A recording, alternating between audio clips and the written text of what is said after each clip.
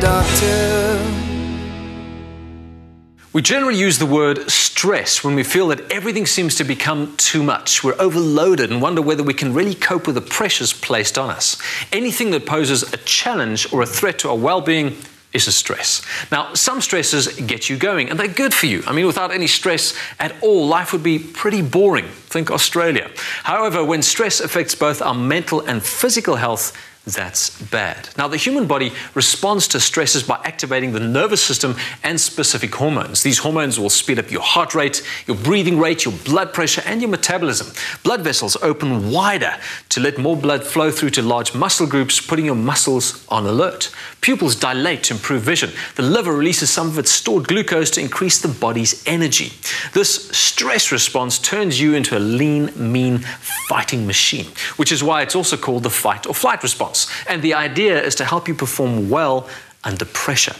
But the stress response can also cause problems when it overreacts or fails to turn off and reset itself properly. That's what does most of the damage these days, and not just in adults.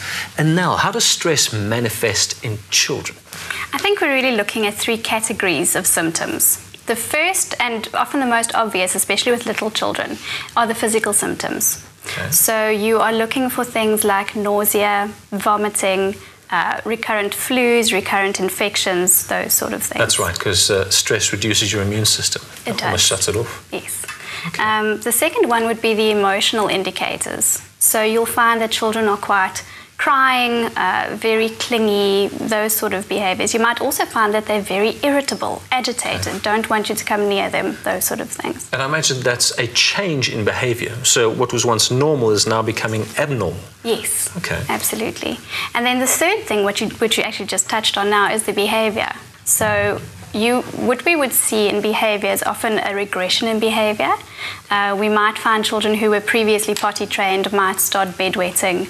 We might find thumb sucking. Other behaviors to look out for would be things, one that often comes up with older children, in fact, is lying.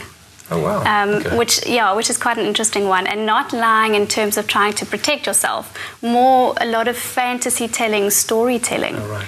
And what we find there is that that's often a way for them to control a situation where they feel they've got no control. Wow.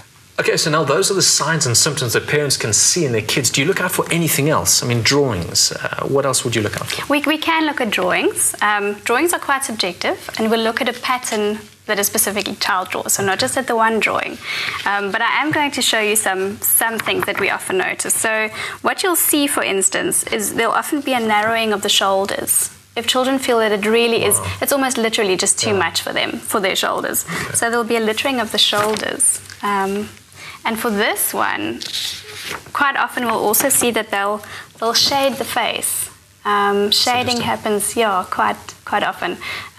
Also, I think just because they feel that they're less aware of what's happening around them and those sort of things. Or don't want to show their face almost. Or don't want to show their face, yes. Okay. And then, quite a common one again, are floating figures. All right, so if the figures aren't grounded, that's something to look out for. Again, if all the figures are floating, that might indicate something else, but specifically one figure. Gee, if I see that in a kid, I'd think you want to be an astronaut, you know. Now you're telling me he's stressed. Well, it could be. So what causes stress in kids? I think what's important to remember that there can be any number of potential stresses, specifically because in young children they haven't developed the coping skills to deal with the things that we can deal with. So keep that in mind. But the three things that they've sort of more or less research has found stresses kids most, firstly would be school and schoolwork. Okay. And specifically marks and wondering if they're going to make it. There you go, teachers. Huh? You stress our kids. I knew it. Yeah. And the second one then would also be family occurrences, divorce, moving, those sort of things. Sure. And then thirdly, friends. Fighting with friends, peer pressure, those sort of things. And the effects of stress on kids? We've talked about some of the signs and symptoms. I mean, the longer standing effects. What would you say those are? Well, some of the things that we'll definitely see is a complete apathy after a while. They almost just feel like they just don't have the energy for anything. And what's very, very dangerous there is that if we leave that stress for too long, we might start to see clinical depression, which is quite a worry. So those are some of the things to look out for. And the other thing that we often see is a lack of concentration, and very often that gets confused for ADHD when in fact it is just stress. Fascinating. What is the difference between perceived stress and actual stress? So an actual stress would be something... Question. It is a trick question. There is no difference, whether if a child perceives it as stressful, it is in fact stressful, it's stressful for a child. It's the same thing. That's exactly it. With adults, though, I mean, a perceived stress is something that just makes you feel nervous, whereas a real stress is something that literally endangers your life. That's right. You should feel nervous about it. That's it. Kids don't know the difference. What about in South Africa? Do we have some unique stresses for our children? I think we do. I think we've got some unique opportunities as well to get rid of that stress. But I think we need to be quite careful about what they're exposed to. In what ways? I think we live in a country where violent crime does happen more often. It's on the news quite often. We often know somebody close to us who has experienced something like that. So it's important also to monitor especially what they watch as well. Make sure they're not exposed to it too often. Okay. Well, the big question I really want to ask is how do we help kids reduce their stress levels? There are quite a few things we can do. Like the most obvious will be for us to just completely remove the stressor. Okay. That's often the easiest thing to do.